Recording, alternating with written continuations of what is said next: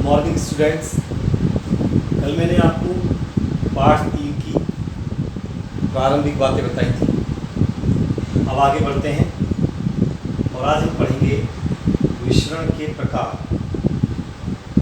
बच्चों, मिश्रण दो तरह का होता है, समांगी और विषमांगी। समांगी मिश्रण क्या होता है? जब हम दो या दो से अधिक चीज़ों को आपस में मिलाते हैं तो मिश्रण बनता है। यदि वे चीज़ें समान रूप से मिश्रण में फैल जाती हैं तो इसे समांगी मिश्रण कहते हैं। समांगी मिश्रण में घटक एक दूसरे में अच्छी प्रकार से मिल जाते हैं और उन्हें अलग अलग देख पाना कठिन होता है। जैसे आप एक गिलास पानी में चीनी मिलाते हैं, एक गिलास पानी में चीनी घोलते हैं, चीनी के जो कण हैं वो समान रूप से पूरे पानी में फैल जाते हैं। ठीक है, जब दो चीज़ें समान रूप से आपस में मिल जाती हैं कि पूरे मिश्रण का जो संगठन होता है वो हर जगह समान होता है, ऐसा मिश्रण समांगी मिश्रण कहलाता है। विषमांगी मिश्रण क्या है? जब दो या दो से अधिक पदार्थ आपस में मिलाए जाएं लेकिन मिश्रण में सभी पदार्थों का जो संगठन है वो हर जगह समान नहीं है, ऐसा मिश्रण विषमांगी मिश्रण कहलाता है।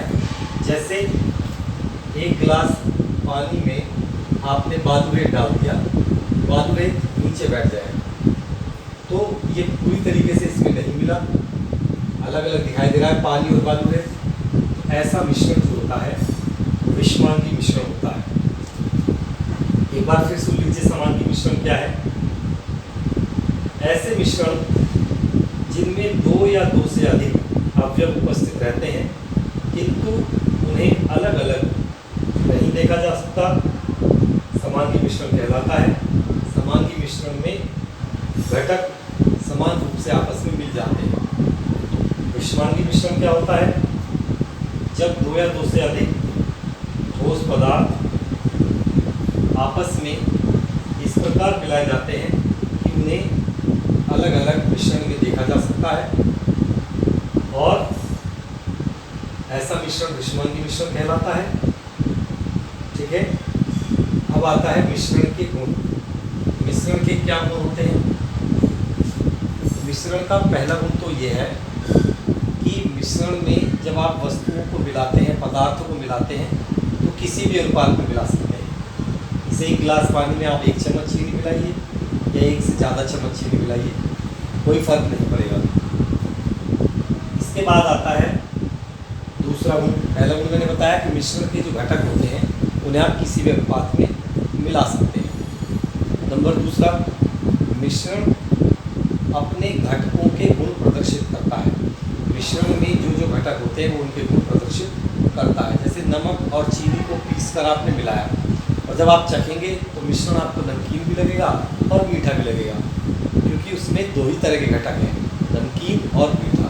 तो मिश्रण अपने घटकों के गुण प्रदर्शित करता है। एक और गुण, मिश्रण में जब आपने घटक मिला लिए तो उन्हें पृथक भी किया जा सकता है। मिश्रण के घटकों को आसानी से अलग अलग भी किया जा सकता है। पृथक्करण की विधियां, मिश्रण के घटकों को आप कैसे अलग करोगे, उसके लिए कुछ विधियां मैं आपको बताऊंगा। उन विधियों में सबसे पहले मैं ठोस का ठोस से पृथक्करण बताऊँ, अलग करना पड़ूंगा। जब दो ठोस आपस में मिल गए हैं तो उन्हें अलग अलग कैसे करेंगे। तो सबसे पहले है फटकना या ओसना।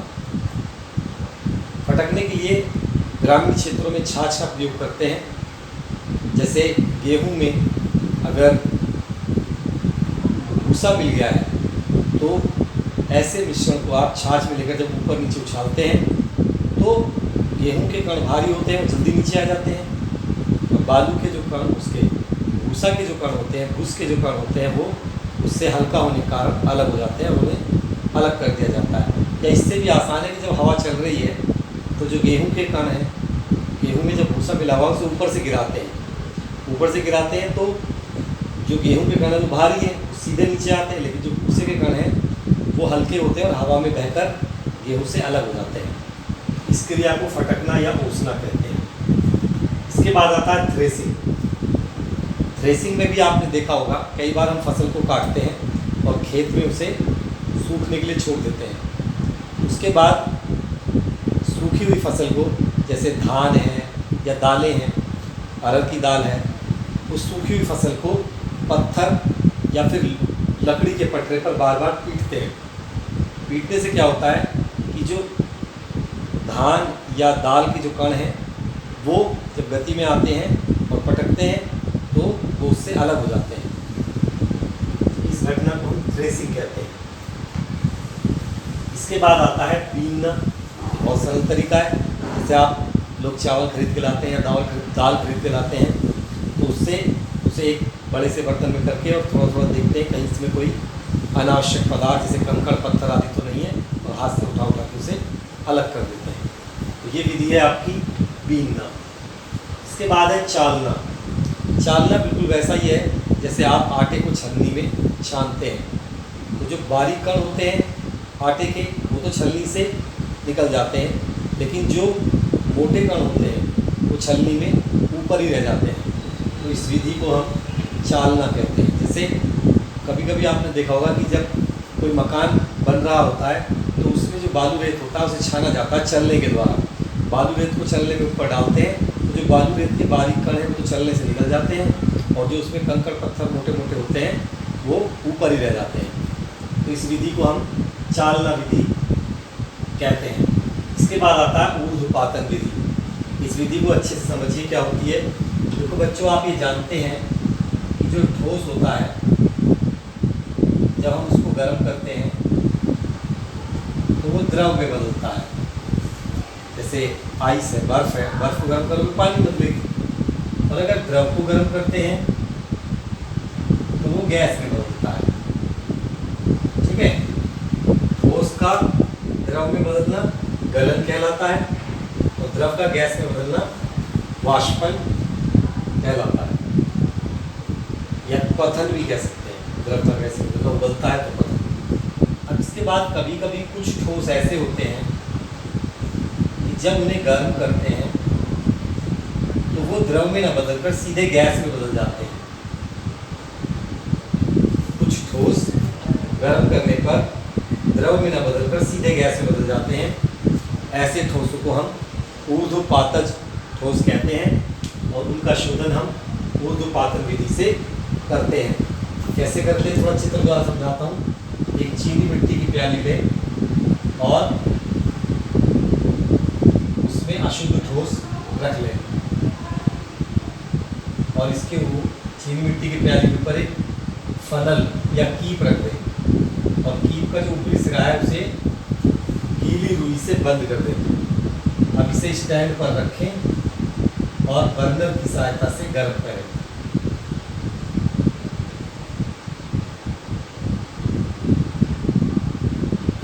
जब आप इसे गर्म करेंगे तो जो ऊर्ध्वपातज ठोस है गर्म करने पर वो सीधा भाप की अवस्था में आएगा, और वो भाप ऊपर जाकर कीप की दीवार पर ठंडी होकर चिपक जाएगी। इस प्रकार ऊर्ध्वपातज ठोस शुद्ध अवस्था में ऊपर कीप की दीवार पर जम जाएगा और अशुद्धियाँ नीचे रह जाएगी। ऐसे ठोस कौन से होते हैं? ऐसे ठोस का उदाहरण आपने पढ़ना है तो कपूर है, आयोडीन है, नौसादर है, और ठोस कार्बन डाइऑक्साइड गैस है, ठोस CO2 गैस। इस ठोस CO2 गैस को हम शुष्क बर्फ भी कहते हैं।